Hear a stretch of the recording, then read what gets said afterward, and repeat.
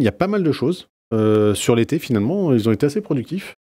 Il y a la Fabcom quand même qui arrive là dans 10 jours, donc on se dit, bon, voilà, ils ont balancé quelques petits biscuits histoire de faire passer l'été. Mais oui, il y a quelques petites nouveautés, et certaines étaient finalement assez attendues, en tout cas plutôt intéressantes, plaisantes même. Donc j'en ai retenu 3 parmi celles, alors il y en a peut-être une quinzaine, là, une bonne quinzaine pendant l'été. Ils n'ont pas chômé, oui. Alors que finalement la Fabcon arrive là, voilà, et puis non, c'est. Alors après on verra ce qu'il y aura pour la Fabcon du coup. Alors peut-être de nouvelles expériences. On tease un petit peu là dans 2 semaines, mais sûrement de belles choses qui vont être annoncées. En attendant, on a quand même quelques petites choses. Alors on a la partie shortcuts qui a été, je dirais, assez intéressamment modifiée, en tout cas améliorée, notamment pour la partie transformation. Il faut savoir que le shortcut, je rappelle, hein, c'est j'ai un lakehouse. Je veux accéder à la donnée source. Si ma donnée source est compatible, je crée un shortcut, j'accède à ma donnée, et ensuite, je la travaille directement. Je la recopie, et ensuite, je peux faire ce que je veux avec. D'accord ? Donc ça, c'est vraiment le principe du shortcut. Alors l'avantage, c'est qu'il n'y a pas de... raccourci, hein, très logiquement. Raccourci, et ne nécessite pas la recopie ne déplace pas la donnée, permet de la voir, de la travailler. Voilà, contrairement au mirroring qui impose un stockage de la donnée sur Fabric, là, il n'y a pas de recopie de la donnée. Par contre, on utilise la donnée pour en faire tout ce qu'on veut faire derrière. Après, typiquement, j'ai construit mon data lake sur du Amazon, du conteneur S3. Là, j'ai toute ma donnée, j'ai un gros data lake d'entreprise.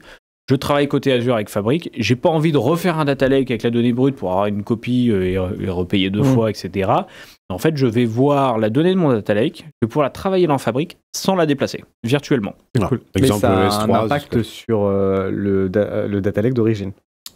Si tu fais des traitements de modification, d'écriture. Alors, il y a oui, parce que dès que tu accèdes à la donnée source, évidemment, tu utilises... C'est un accès direct. C'est un accès direct. Okay, donc, il y a quand même un peu de conso. Mais... Alors, non, tu fais pas de l'écriture. Tu la vois, tu la consommes. On la consomme uniquement. Si tu la modifies, tu stockes côté Fabric la copie. La copie modifiée. En fait, l'altération que tu as fait, elle est côté Fabric. Oui, alors il n'y a pas de modification sur la source. C'était en lecture, on va dire, sur le data. De consultation. Exactement, c'est une consultation, alors qui peut se faire sur Azure, AWS, GCP, et il y a quelques, il y a quelques OneLake, simplement. Et le OneLake. Et du coup, l'avantage, c'est que c'est virtualisé, donc j'ai pas de duplicat physique. Ah, c'est chouette. C'est une source unique. Et par contre, si en effet j'ai modifié la donnée, finalement j'ai créé une nouvelle donnée. Ça ne vient pas écraser la précédente, ça vient de stocker la nouvelle. Donc le principe, le shortcut est essentiellement destiné à reprendre de la donnée, on va dire, de type CSV, du fichier essentiellement. En général, c'est plutôt le mirroring qu'on va utiliser pour la donnée très structurée avec des lakehouse ou des warehouse externes. Là, comme on est plutôt sur des fichiers, on utilise beaucoup le raccourci, donc le shortcut, pour accéder à la donnée. Donc là, la nouveauté, c'est que maintenant, on va pouvoir faire de la transformation. Alors, de base, hein, on le voit là dans le screenshot. Donc là, j'ai pris un exemple avec des CSV que j'ai mis pour donner un petit peu le contexte. J'ai stocké ça dans OneLake, d'accord, dans un lakehouse bronze. Et à partir d'un lakehouse que j'ai mis en silver, désigné en silver, je vais attaquer ces fichiers CSV qui ont la même structure. Donc c'est des fichiers classiques. On pourrait imaginer des fichiers par exemple qui sont actualisés tous les mois. Donc j'ai mon fichier de janvier, mon fichier de février, de mars, etc. Ma consommation tous les mois. Et puis ils ont la même structure. Je vais les prendre. Je prends carrément tout le dossier. C'est au format CSV. Alors on voit qu'il détermine que c'est du CSV. Il me propose quelle est la structure, quel est le délimiteur de ces fichiers CSV. Alors la transformation ne fonctionne qu'avec des fichiers de type CSV pour l'instant. D'accord, on n'a pas encore l'Excel, ça fonctionne avec du CSV. Voilà. Après, on verra s'il y a d'autres formats qui sont supportés. Et donc, à partir de là, on va pouvoir, en faisant next, avoir une récupération de ces fichiers au format Delta. C'est-à-dire que les fichiers vont être non seulement intégrés via le raccourci, mais ils vont être intégrés avec le format, ce qu'on appelle le Delta, donc Delta Table. Et donc, sous forme de table dans mon lakehouse de Silver. Donc, l'intérêt, c'est quoi? C'est qu'avant, ce que je devais faire, c'était un raccourci. Donc ça me faisait les fichiers, donc ça me mettait une image des fichiers. Et je devais faire la transformation manuellement pour les transformer après en Delta. Par exemple, ou voilà, Notebook. C'était pas très compliqué, mais il fallait le faire. Là, ça le fait automatiquement, c'est-à-dire que ça me construis directement la table au format Delta à partir de ces fichiers CSV directement dans mon... Donc le shortcut intègre les étapes de transformation, en tout cas une partie. Voilà, alors quand on parle de transformation, soyons clairs, hein, c'est la transformation en format Delta. Hein, voilà, c'est tout. Il n'y a pas d'autres transformations, on ne va pas pouvoir faire du split, nom, prénom, etc. Pour l'instant, c'est pas prévu. Mais voilà, mais en tout cas, ça transforme ça dans un format Delta, qui là est supporté par évidemment OneLake, on le sait, un format Delta, voilà.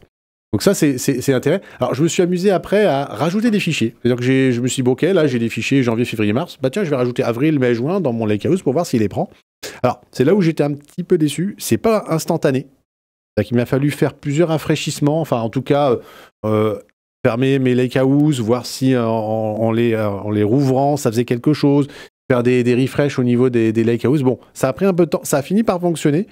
Mais voilà, je pense que la fonctionnalité n'est pas encore tout à fait sèche. Dans ton cas d'usage, si c'est en mensuel, ça passe. Ouais, alors s'il faut attendre un mois... Non, là j'ai attendu peut-être 1 heure ou 2. Pragmatisme à toute épreuve. Attention, j'ai fait ça sur des fichiers très légers, hein, de quelques kilooctets. Vraiment quelques lignes, 3-4 lignes, c'était vraiment du test. Pas sur du temps réel. Non, puis on n'est pas sur des... déjà, c'est pas sur quoi en Kappa ? Oh là, c'était une F2 ou une F4. Ça vient peut-être de là, non ? Peut-être aussi.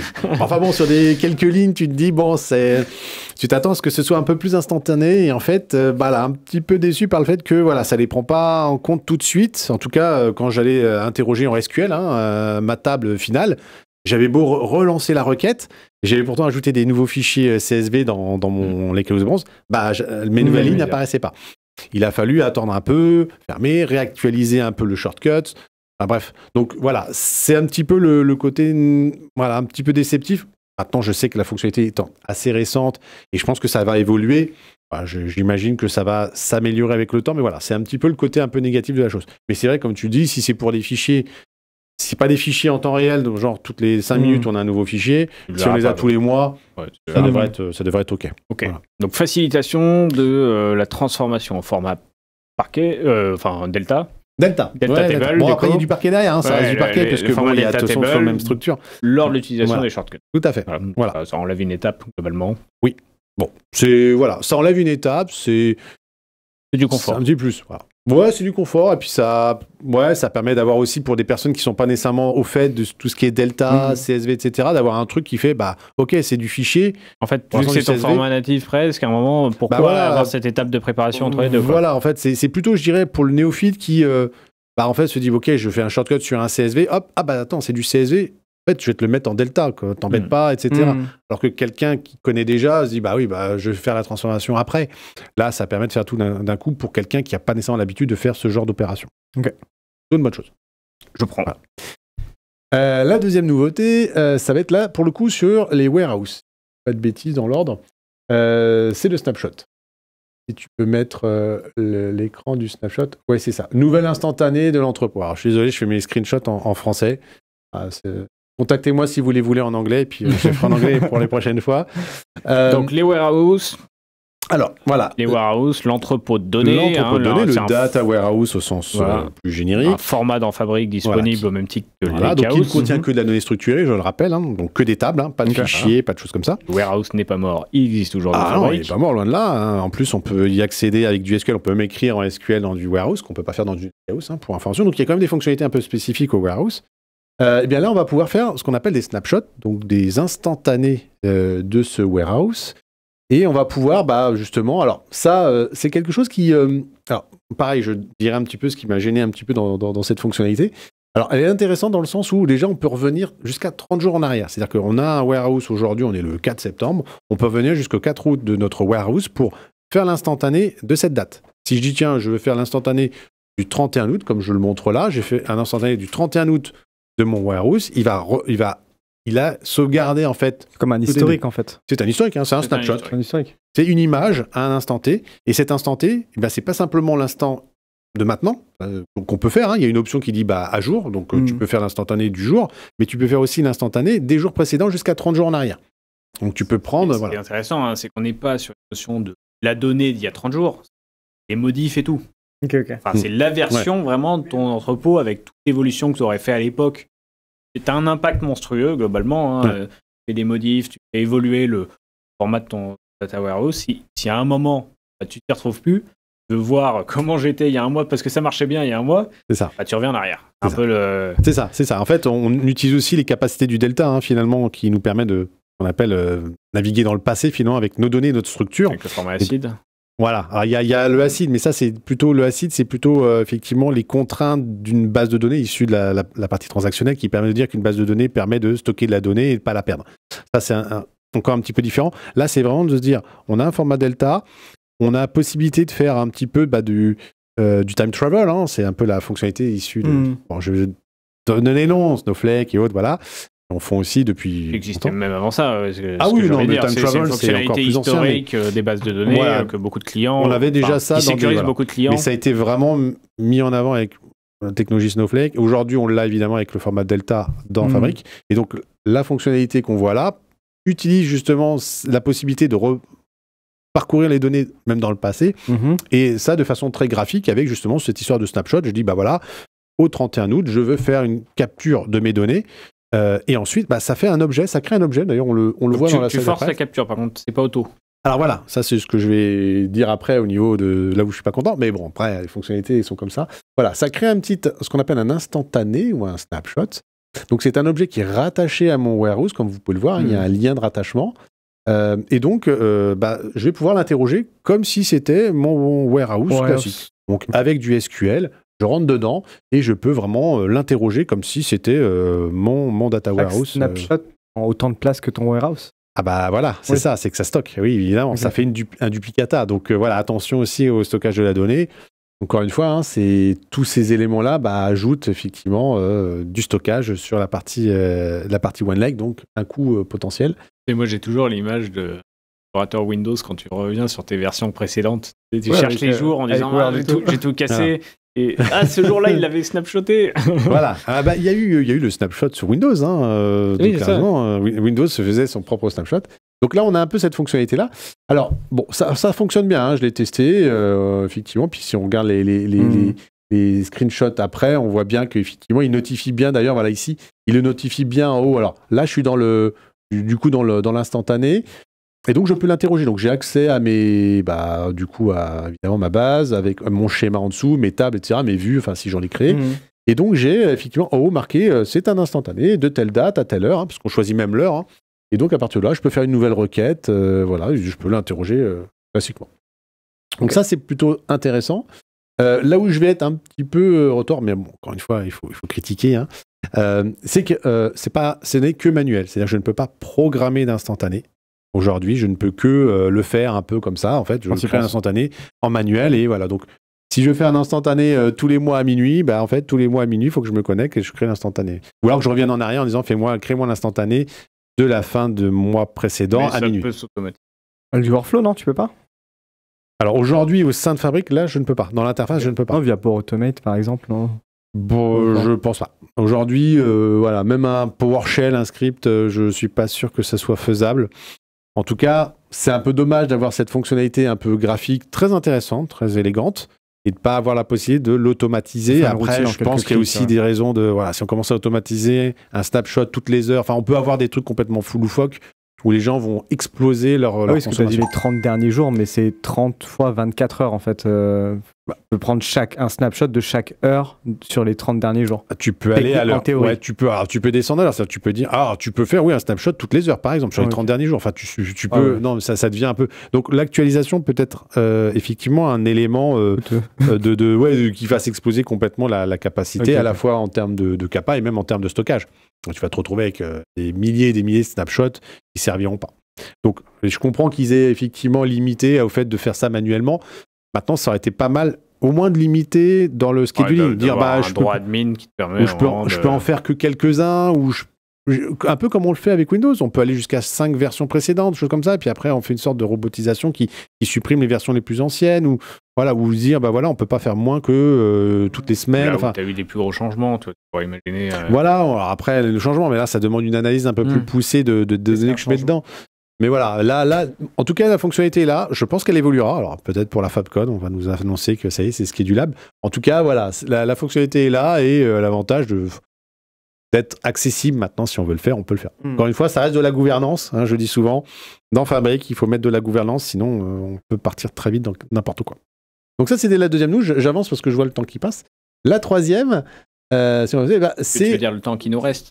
Le temps qui passe, le temps qui nous reste, oui. Tout à fait. Oui, le temps qui passe. Oui, non, le par rapport à celui que Kevin a pris. Pardon. Ouais, mais bon, ces nouveautés sont tellement... voilà. Je rigole, bien sûr. Il y avait les effets waouh au début.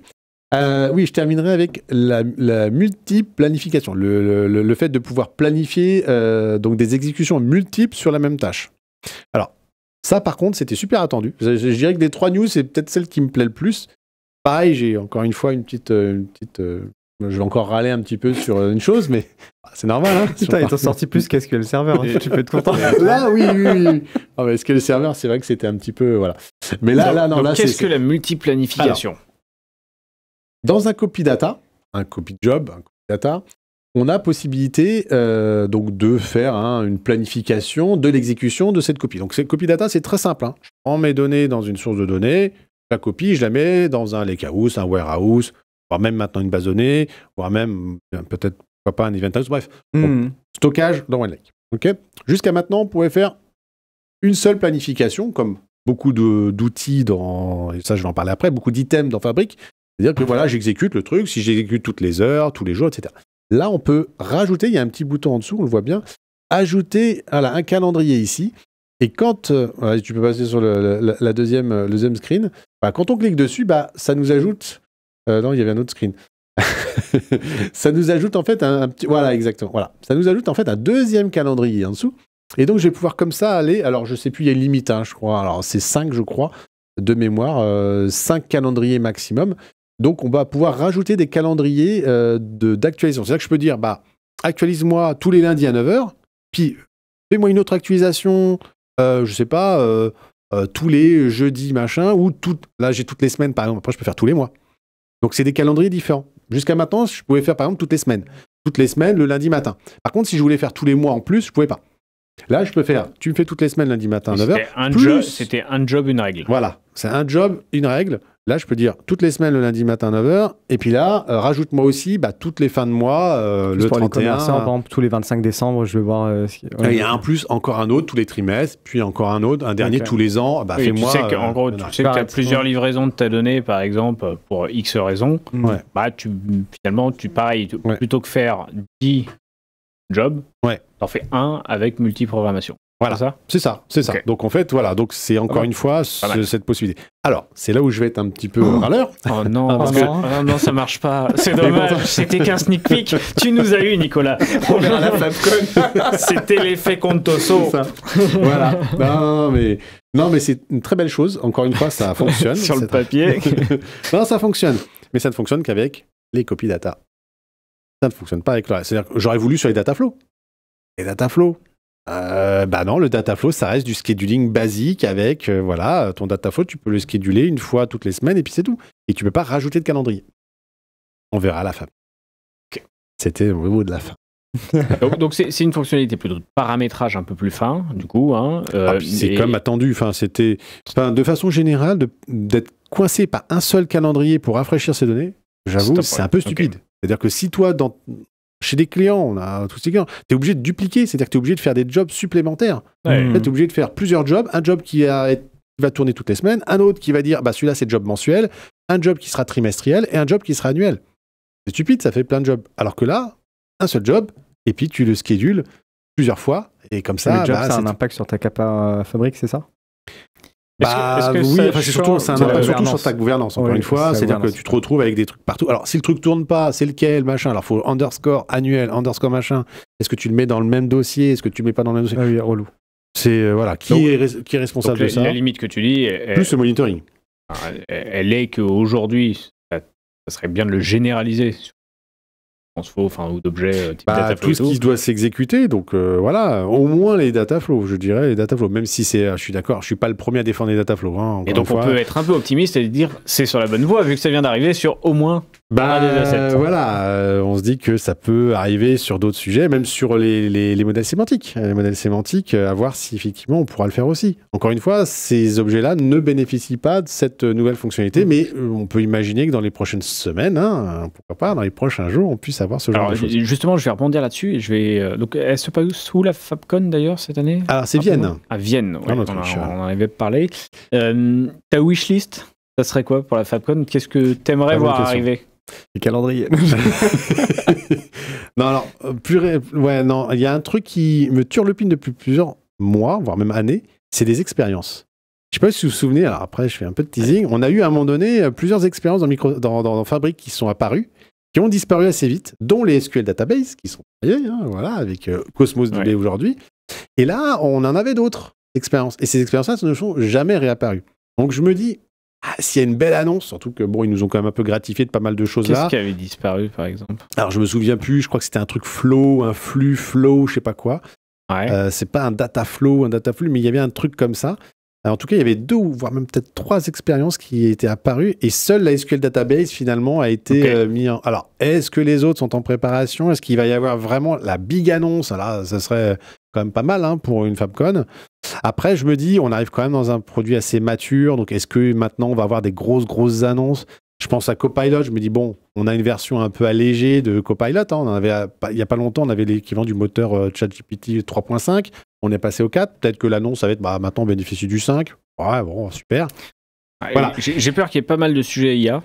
Ah, ça sera IA. Pour moi, c'est obligé. Donc on va avoir obligé qu'on ait de l'IA. Moi, là où je m'interroge, c'est est-ce qu'on va avoir aussi cette évolution de la plateforme vers les sujets d'intégration, un peu plus, tu vois, intégration interapplicative, etc. Il y a une vraie demande client. Enfin, là-dessus, à chaque fois... souvent, la Power Plat, c'est ça, la Power Platform? Oui, un peu le code du flux de données, tu vois, pour connecter 2 outils entre eux. Et c'est vrai que c'est une demande très forte. On peut le faire aujourd'hui, c'est pas le sujet. Mais c'est pas le but d'une vraie plateforme data, d'un data hub. Mais c'est vrai, je suis d'accord avec toi. Dans la vision data hub, je suis pas d'accord, tu vois, parce que tu pourrais imaginer. Ça dépend jusqu'où tu pousses le curseur. C'est vrai que tu parles de flux de données, tu pourrais imaginer que c'est du flux pur, du flux effectivement de fichiers, du flux au sens propre. Exactement, tu fais du flux dans Fabric. Est-ce que c'est pas le data flow qu'on a vu dans les expériences qui serait ce genre de et ça, j'aimerais bien voir si un jour ils vont aller dessus, parce que pour moi, il y a un sujet. Et après, tu vois, moi, je suis curieux de voir aussi si on va avoir de l'évolution côté PureView Fabric. Parce que pareil, sur la gouvernance de données, on a tous le sentiment qu'il y a un truc bien autour de PureView. Mais pourtant aujourd'hui, les annonces PureView font aussi partie intégrante de la Fabcon. Non mais justement, pour moi, il y a un énorme potentiel à jouer pour Microsoft là-dessus, sur développer l'expérience PureView, son intégration. Parce que c'est dur là. La partie data quality, tout ça, il y a plein de choses à faire. Et on sent que la nouvelle expérience est meilleure que la première. Mais l'adoption est difficile. L'adoption est difficile. Bon, le pricing là aussi, le pricing est incompréhensible. Bien d'accord. Mais au-delà de ça, on sent que ça pourrait faire plus. En fait, ça pourrait faire beaucoup plus. Et il y a une vraie demande client qui est prêt à aller vers PureView. En plus, qui dit, si c'est PureView, dites-le nous. Mais voilà, moi, je suis curieux de voir si on va pas accélérer sur cette partie. Les 2 derniers sujets sur lesquels je pense qu'on pourrait avoir des news, c'est la gouvernance. Peut-être plus d'outillage de gouvernance. On le voit avec le monitoring. On commence à avoir le FUAM, tout ça. On commence à avoir pas mal d'outils qui permettent encore. Ouais, mais qui sont à chaque fois des trucs au GitHub à te redéployer toi-même et tout. Peut-être que là, du coup, Microsoft dirait, OK, il y a beaucoup de choses qui se font un petit peu par des T'as rien de natif en gouvernance. Et ça, c'est scandaleux. Et c'est ça, je pense, effectivement, un des sujets qu'il faut vraiment améliorer sur la plateforme, c'est que pour l'instant, il n'y a pas assez d'outils de gouvernance au sens général. En plus, assez monitoring et pas gouvernance au sens global. Donc, tu vois, t'as un petit peu il manque vraiment le côté COE Starter Kit que t'as sur Copilot. C'est-à-dire qu'aujourd'hui, on sait depuis les airs Power BI que la gouvernance est clé, qu'il ne faut pas se foirer parce que tu peux vraiment louper ton déploiement d'entreprise et tout. On ne peut pas commencer sans gouvernance. Et en fait, aujourd'hui d'ailleurs, la bonne pratique, c'est de démarrer avec ta gouvernance, mettre tout ton cycle de vie, tes personas, tes rôles, tes droits, et ton monitoring en place. Et on voit à chaque fois, on repart sur du monitoring custom, alors que tu aurais un beau studio de monitoring hyper pointu. C'est disponible. En plus, tous les rapports sont disponibles, les FUAM et tout. Mais intégré natif, sans avoir à le redéployer toi-même, sans avoir, etc. Tous les prérequis qu'il faut, etc. Je ne comprends pas, alors que déjà sur Power BI, ça aurait dû exister, que ce soit pas natif. Et ça, Microsoft gagnerait vraiment des points si tu avais un control tower vraiment assez puissant de toute ta gouvernance, l'adoption, les usages et tout. Parce que là, il y a beaucoup de choses. Il y a l'admin monitoring, c'est un truc spécifique. Après, on a la partie admin du tenant, admin portal, où tu as aussi du monitoring. Il y a effectivement les applications. Les applications de monitoring au niveau des capacités. Maintenant, on a aussi la nouvelle application, elle s'appelle J'ai un trou, mais il y a deux apps de monitoring. Hein. Il y a le chargeback, pardon. Tu vas voir que ça va se finir en coach gouvernance, un copilot gouvernance, où tu pourras dire qui a accès à ça, dis-moi, hop, et tu. Non, mais il y a le chargeback, il y a l'application de chargeback. Ça se trouve, nous, à un moment, ça s'appelait copilot, enfin toujours copilot control system, mais en fait, c'était la gouvernance éclaté en plein de outils, Purview. Non, mais là, t'es un endroit où ça ressemble tout. Mais maintenant, petit à petit, ça converge vers un endroit. Moi, je pense qu'il y a ça. Et donc ça amène la maturité. Et puis le dernier sujet, je pense que le real-time est quand même un truc sur lequel Microsoft investit beaucoup ces dernières années. Le real-time, et on voit bien, ça pas encore tout à fait, pour moi, c'est pas encore tout à fait mature. Cette offre-là, on essaie un peu de la travailler au niveau de l'équipe. On sent bien, il y a les event house, il y a l'event stream. Mais attends, il y a des trucs qui arrivent là. Donc, il y a des choses encore qui... On a un petit commentaire pour rebondir dessus. Il y a Méthodidacte qui nous demande si on a évoqué les real-time endpoints de data science dans Fabric. On ne l'a pas évoqué, mais ça fera peut-être l'objet effectivement d'un sujet. C'est vrai que ce serait pas mal. Alors, oui, c'est pareil, hein, encore une fois, des fonctionnalités, des items assez peu utilisés, on va dire. Et ça fera peut-être l'objet effectivement d'un... Faudrait que je fasse ça. Tu te le notes. Prochaine émission, on l'aura peut-être dans le cadre de la FabCon. J'avais fait une démo justement real-time complet chez un client, mais ouais, ce serait l'occasion de faire un truc vraiment dédié. C'était sur la partie data science qui était évoquée plutôt, je crois. Data science. Mais il y avait marqué real-time. Hein. Ouais, exactement. Real-time, c'est ça, hein, real-time endpoint, c'est ça. Hein. Ouais. Dans Fabric. Donc pour te répondre, Méthodidacte, ça n'a pas été évoqué dans le sommaire, non. Mais ça le sera un jour. Je charge Nicolas. Quand j'aurai très râlé sur ces nouvelles fonctionnalités. Exactement.